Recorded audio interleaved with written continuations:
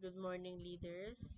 I am Jenna May Daria, the third reporter, and I will be sharing to you about the EO number 209 Family Code of the Philippines, Article number 13, which is all about the previous marriages. If previously married, provide a death certificate, judicial decree of annulment or divorce. If unavailable, submit an affidavit with details of the deceased spouses.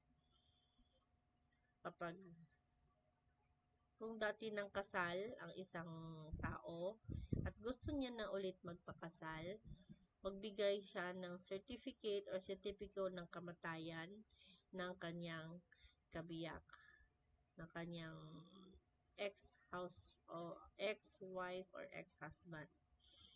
And then, ayon sa jurisdictional decree ng or pwede din siya annulment certificate or even divorce certificate.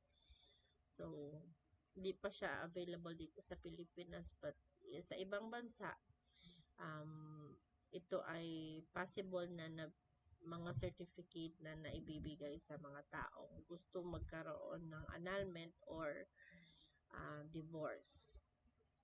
Kung wala nito, magsumite ng isang salaysay na may mga detalye tungkol sa yumaong asawa.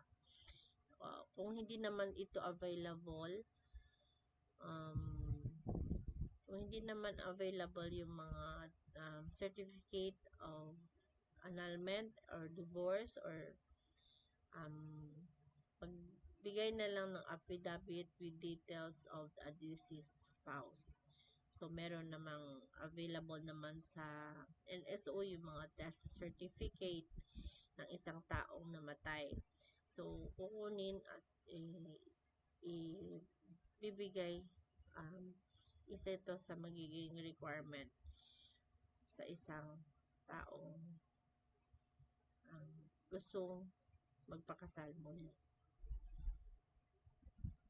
Thank you for listening and God bless.